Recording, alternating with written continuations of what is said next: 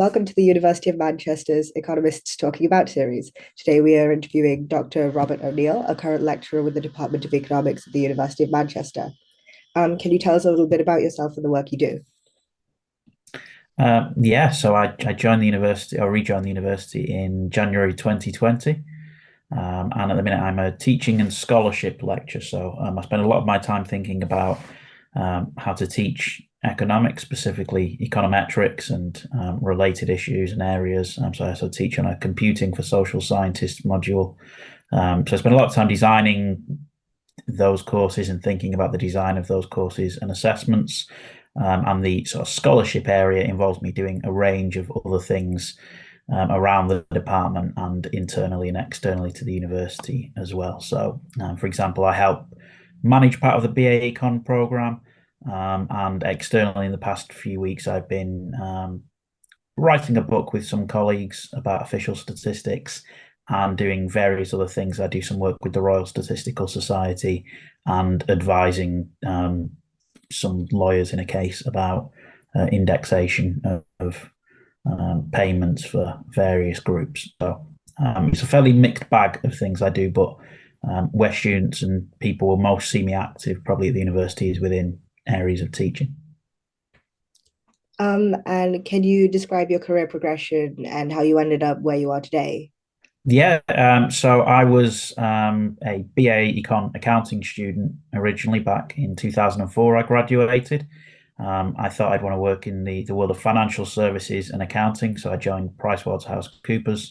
I was there for a couple of years, but realized pretty quickly that it wasn't really the area that I wanted to work in. So then I came back to the University of Manchester to do an MSc and a PhD. Following completion of the PhD, I then worked with Bury Council and the Office for National Statistics for sort of 2, 3 years before joining the University of Huddersfield as a lecturer and then senior lecturer in economics. So were sort of reintroducing economics to their sort of offering of courses and coming up with new courses. So that was a very sort of different sort of environment to the one that I'm in now. And then, as I say, in 2020, I rejoined the University of Manchester. So quite a lot of university stuff, but we're peppered with other things as well during my career and a few different job roles along the way as well. And how have like your various previous different roles varied? And are there any skills you would say that you've had to have in common with all of these roles? Um, yes, but to a greater or lesser extent, I'd say. So each of the roles that I've taken on and each of the institutions or companies or areas of government that I've worked in have all been different, but I think there are a sort of core set of skills that have been important in those areas. Obviously, there's the technical skills, the stuff that you learn, like being able to code. So, for example, I teach students how to code in our studio. I think that's a skill that gets used pretty much globally across sort of economics activity and even beyond that, obviously. So I think that's a good technical skill to have, but it's also those other skills, being able to write clearly and communicate effectively, whether that's in a one-to-one basis where you're discussing something in detail with someone, or being able to communicate to a larger and varied group of people, and usually about some fairly complex ideas. So, as I said, from sort of my background, I've had to communicate to ranges of audience from groups of nurses and counsellors who have absolutely no interest in economics really, and are maybe a little bit hostile to the idea of an economist coming and talking to them about what can be used from economics in their roles, all the way through to when I was doing sort of PhD and economics research, talking to groups of people for whom the technical stuff is their day in, day out concern, and that's what they're really concerned about. So I think that ability to communicate ideas is something that goes sort of cuts across all of those roles, but it just sort of needs a slightly different flavour depending on what the specific role is. Um, but I'd say that range of skills, from the technical skills through to the soft skills, having a range of skills is important. And I think being able to sort of flex those skills to the situation and So the context that you're in is as important as having those skills.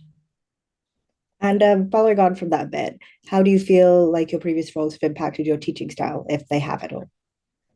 I hope they have. I think when you're looking at people who teach, I think all of the things that they've done before go into making them the sort of teacher that they are.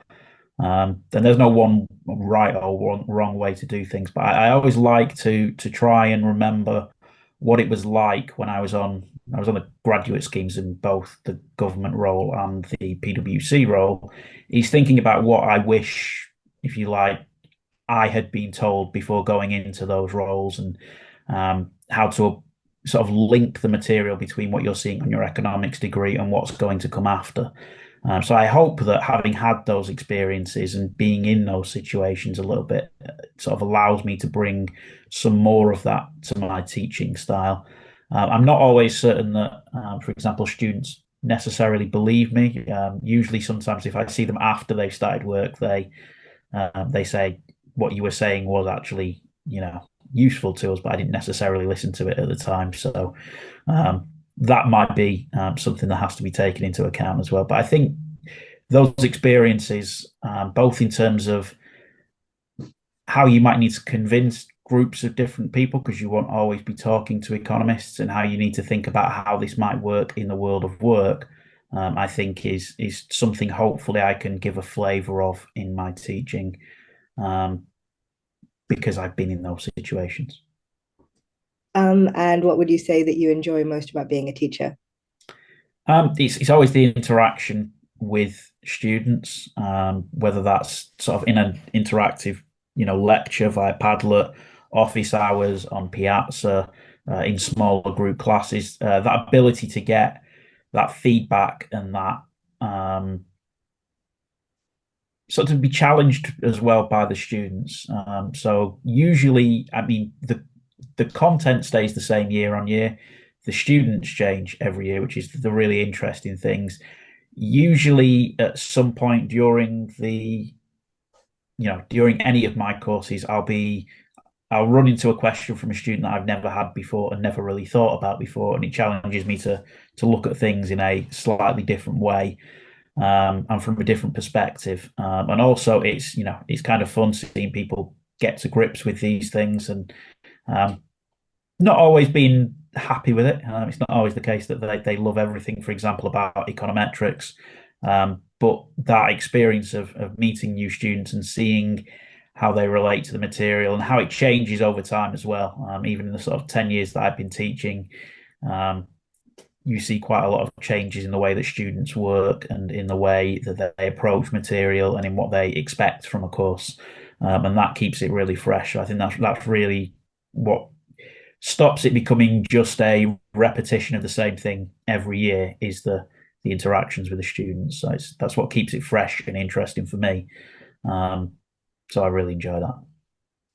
And my final question is, what advice do you have for undergraduate students who are considering academia, and what should students be doing in general to engage with their course? I think I think those are two very, very different questions when I said them. I think if you're interested in academia, there's lots of things out there. Obviously, you're in an academic environment, but I would maybe say if you're considering it, then there's nothing to stop you looking outside the academic environment. I think it was only when in the times when I've sort of walked away, I've really realized that I still had an interest in doing economics and doing economic research in the way that I did. So I think if you think you're interested in academia and you're not sure, I think the best advice I could give is to try something else. Academia is not going anywhere, and you'll be able to come back to it.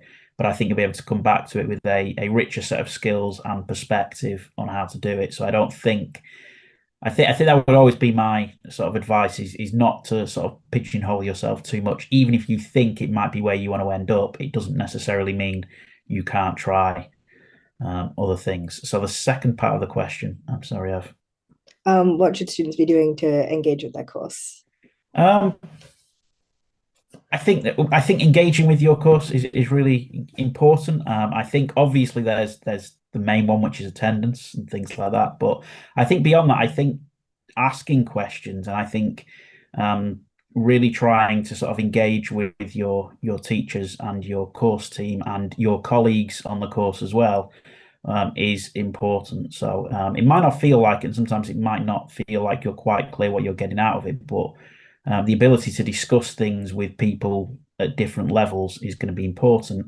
And the other thing I'd say is engage beyond your course. There's lots of things you can do around your course, which will give you a richer understanding of what it is you're taking from your course, rather than just being sort of narrowly defined by I take this course and this course and this course. I think there's lots of material and um, lots of opportunities around your course that would be very much useful and sort of beneficial for you to engage with, whether it's things like pass schemes, whether it's things like student societies and things like that.